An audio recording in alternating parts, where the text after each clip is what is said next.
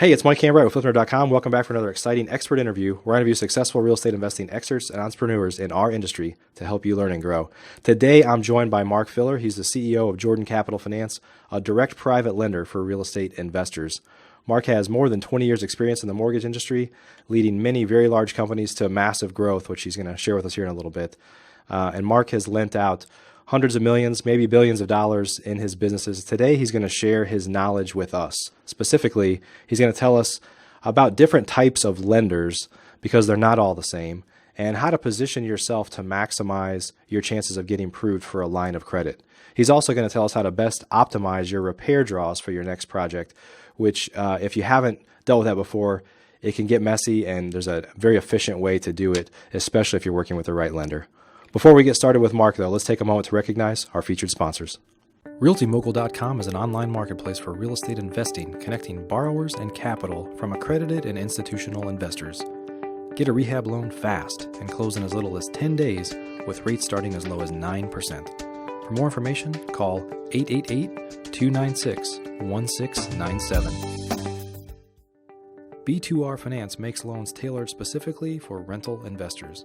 They can help you unlock equity from existing properties so you can get cash to grow your rental portfolio. That's huge, and it opens up lots of opportunities previously not available to rental investors. Need a loan? Call 855-819-4412 or visit b2rfinance.com today. National Real Estate Insurance Group is the nation's leading provider of insurance to the residential real estate investor market. From individual properties to large-scale investors, National Real Estate Insurance Group is ready to serve you. We'd also like to thank Crestar Funding, Mid-Atlantic IRA, and Renters Warehouse. Please note, the views and opinions expressed by the individuals in this program do not necessarily reflect those of Flipner.com or any of its partners, advertisers, or affiliates. Please consult professionals before making any investment or tax decisions, as real estate investing can be risky. Hey, Mark, welcome to the show. Oh, sorry about that. Hey, thanks a lot for having me. Appreciate it. Yeah, glad you're here.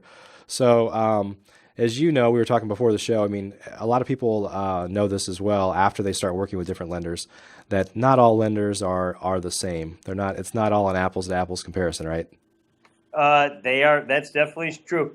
There's. I saw a statistic actually. There's more than 50,000 mortgage lenders in the country. Wow. So they're not all the same. That's incredible. Yeah. Well, hey, before we kind of dive into talking about some of the topics that we're going to discuss today, why don't you tell us your background and how you got to where you are today? Sure. I grew up in Chicago. Still living in Chicago, and I was actually a lawyer early in my career, and then a friend of mine convinced me that we should start a mortgage company together. And he was a good sales guy because I didn't know anything about it at all. So we started a company called Prism Mortgage. We started that one from scratch, and we ended up doing an initial public offering and selling that to Royal Bank of Canada.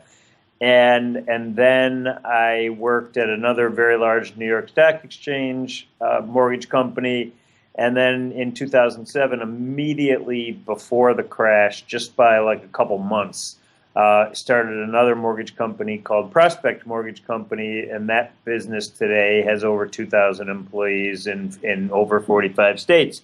So, and when I was there, despite the timing, it was I got lucky because if I had waited 3 more months, we would have never gotten off the ground. Wow. And so that was fun, and they're doing great today. So one of the most important niches at Prospect Mortgage is renovation lending, and what I mean by that is it's primarily FHA and some Fannie and Freddie programs, and so about 95% of that is for homeowners, not investors. But we're actually the second largest in the country after Wells Fargo in those types of renovation lending. So I learned a ton about renovation lending. I learned a ton about renovation lending, not just in one state. Like, you know, most private or hard money lenders operate in one city or one state. But because of my background, understanding how to do it all over the country, I'm not a very creative person, so I decided I was trying to think about what business I wanted to do next.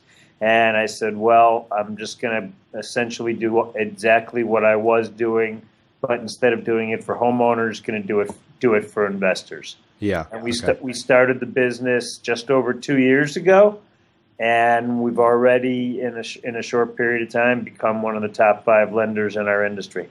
That's great. That's great. Talk about kind of that shift from a traditional homeowner focus to the investor focus. Like, what was the kind of appeal to move into that space?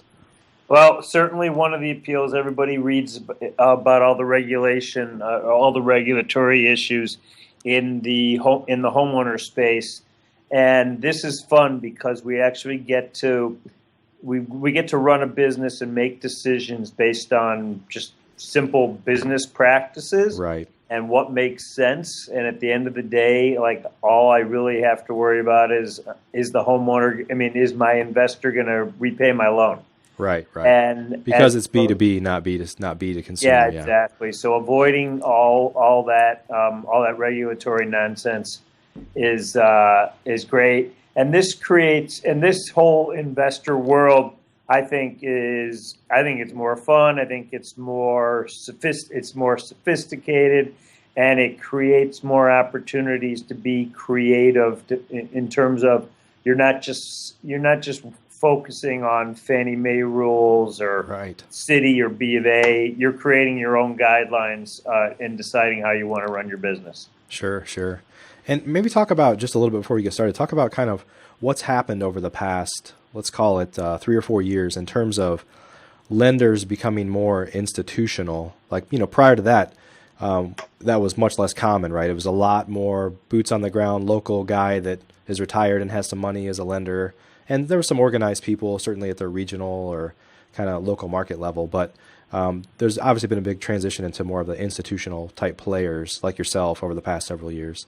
Yeah, that's exactly right. In fact, that is maybe the number one reason why I started this business, because I wanted to do something on a much, much larger scale than was happening at the time. At the time, I don't think I knew of one lender that lent more than a few hour drive from their office. Sure. And most of the lenders were operating within an hour of their office. Right. And I saw an opportunity to do something in a much larger, more institutional, nationwide way. And it literally didn't exist when I had the idea. It turns out I had a good idea, but so did a handful of other guys. All right. And so the whole that in that sense, a big part of the business has changed in terms of you have like a handful of these very sophisticated, extremely well capitalized businesses that want to create something larger.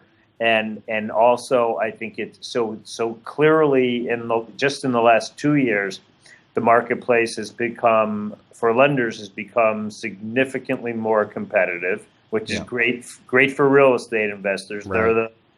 They're the benefactors of that. But at the same time, I think it's worthwhile to note that not very different than the big institutional guys were buying all these single family properties, and everybody thought they were taking over the world and they were going to own all the single family houses. Right. It's the same thing on the institutional lender side. All of us, the handful of us that are larger, combined, we probably have about I don't know, a few percent market share. So right. There's still lots of small guys out there that are doing well in their local markets. Yeah, absolutely. Well, probably one of the areas where you guys, that I've seen this throughout the show, of meeting lots of people that are investing in many different markets. So I think even with individual investors, there was a time where they would tend to invest in their backyard. But because of technology and because of things, that have made this more efficient, there's people that are kind of virtually investing in multiple markets. And I think it seems to make sense to have a lender that can lend to you in all those markets where you operate versus building those relationships across the board. So I think it kind of goes hand in hand with that phenomenon. I couldn't agree more. Yeah. I also think you find that some of the more sophisticated investors they're very opportunistic. So they might buy a single family home one day and a 4-flat another day and a 25 unit apartment building the next day, and then maybe they focus on renovation, and then all of a sudden they are flipping, and all of a sudden they see something that they want to hold for rental, and then maybe the next month they see a new construction opportunity. So one of the things that I think, if I were an investor, that I would look at is I would try to find, who can do all those different things for me. So that I do believe having a relationship with a lender is really, really important, and it'll be to the investor's advantage to have a really solid relationship with one or two lenders instead of having to go to 4 or 5 different places. Sure. Yeah, I know. Even myself personally, I have, for my fix and flips, I have a specific bank that I work with, but they won't do rentals. And I have another one that I do my rental financing with, and they'll do fix and flips, but it's not as cost effective as the other one. Sure. So yeah, I've seen that even in my own business for sure. Sure. Yeah. Well, why don't you talk a little bit about some of the differences in lenders? So I think there's some terms that are thrown out a lot that people assume all mean the same, like hard money lender, private lender, kind of terms like that, but they could mean, very different things, right? Sure. We say that the difference is, or one of the primary differences between a private lender and a hard money lender is typically a hard money lender only cares about the asset. So as long as they're in their loan is only maybe 60% or lower of the appraised value of the property, that they're not worried about the borrower. They're not even that worried about whether necessarily they get paid back on their loan, because they're very happy to go foreclose on the property, own the property, and make more money doing that than they could as a lender. And then I would say that a private lender, I think, looks more holistically at the situation in terms of wanting to work with investors that have more of a track record, and essentially they know what they're doing, and they're not just going to bring the company just one loan, but they're going to do a more long-term business, and I think that type of a lender, us included, but all the large firms we just talked about, they don't really ever want to foreclose on a property and make money that way. They want to work with borrowers that are going to pay them back, and they are there to work things out, and not just not a loan-to-own shop, not somebody who's just going to say, well, you're 35 days late on your payment, too bad, I'm foreclosing on you. Right. Okay. So in order to do that, some of the private money lenders, in some ways, can be a little bit more cumbersome up front in this, because they actually do care about the borrower and knowing who they're going to do business with. They might ask for a few more documents than the true hard money lender that really cares about nothing besides the appraised value of the property. Yeah, and that's usually up front, though, right? So you get because I know I have a line of credit with a bank, for example, and they evaluate that up front, and then they ask for tax returns once a year and some things like that. But essentially, as long as the deal fits the criteria that we're agreed to up front, I know the money's there. There's never a problem to get loans.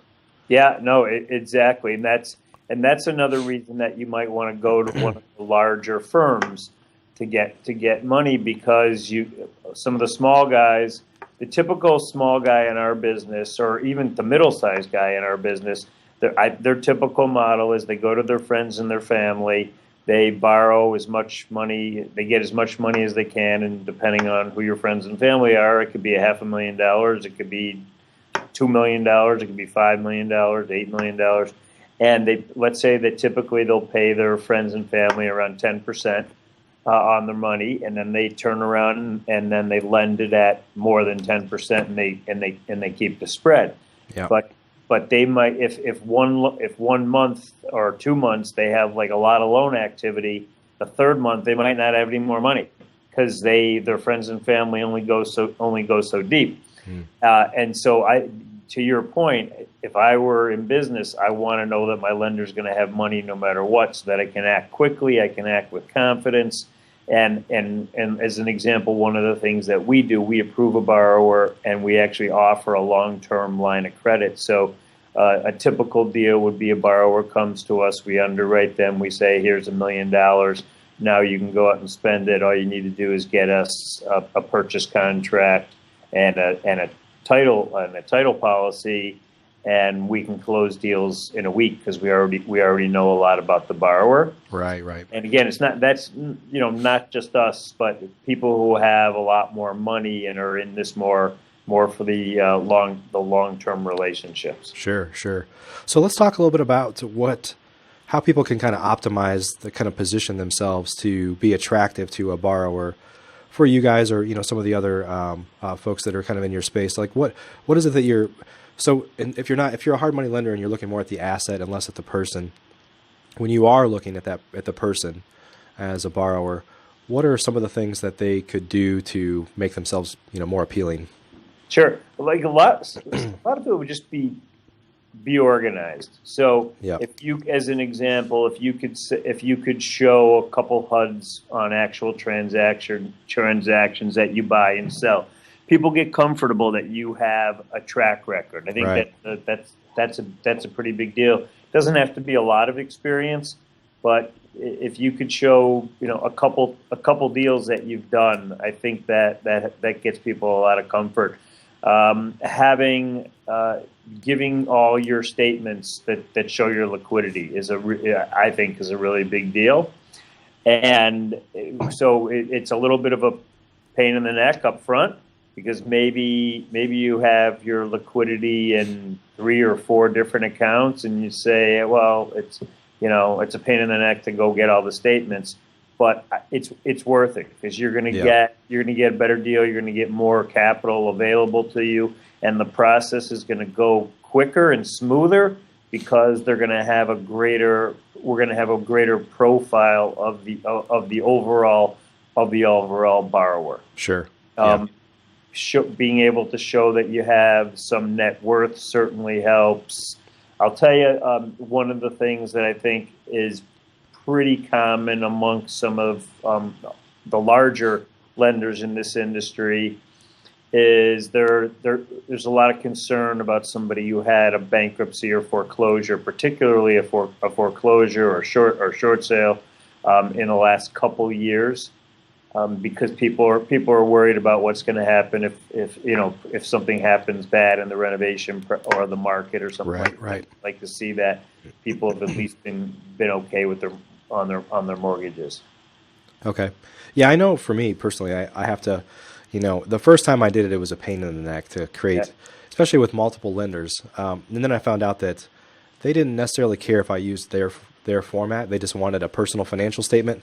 And so I created one that kind of looked like both of them. And, once a year, we just know the process now. When we get our tax returns back, send them to those guys. We fill out a personal financial statement that basically just shows our assets and liabilities. And for us, that includes going through all of our rentals to see, rerunning what we think the market value is now, because it changes from year to year, obviously.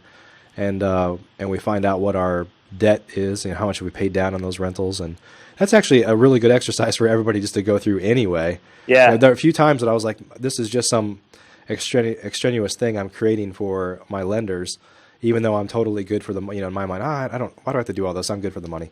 But, it turns out to be a good exercise. It's like, hey, you find out, it's kind of a snapshot of your personal financial standing. And so I look at it more that way now than I did in the past. It's really not that big of a deal. I wish more borrowers shared your point of view. Yeah, well, it's actually funny that you say that, because for the first year we were in business, we had a required form that people had to use to fill out their personal financial statement. Yeah, we got so many criticisms that it took too much time. It was too much of a burden. So we actually did exactly what you're talking about, and we allowed people to do it on their own forms now. Yeah. Great. But that's that's definitely one of the complaints that a more institutional lender will get is that, oh, well, my hard money local guy doesn't require me to fill out a personal financial statement because as long they just care about the appraisal. But I think it's worth it to know. And also, if you have a line of credit, then you can actually get a proof of funds, so that if you're trying to buy an asset from, let's say, a more institutional buyer, or there's a competitive situation where there's multiple bids on a property, and you can walk in and show that you actually have cash lined up, so that you're in the same category as a cash buyer. Yeah, there's a lot of comfort in being able to buy with confidence, knowing that you've got money there to do the deal. Yeah, yeah. You can buy, if you know you can close in a week, you're going to be able to get some concessions out of the seller that you wouldn't be able to otherwise. For sure, absolutely, absolutely.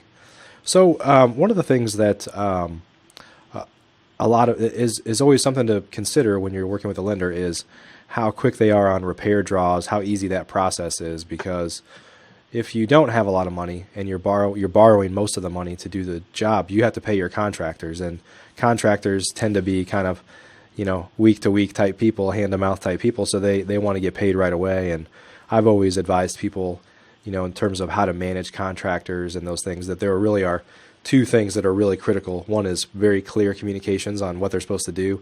And two is paying them like clockwork, because it's such an important part.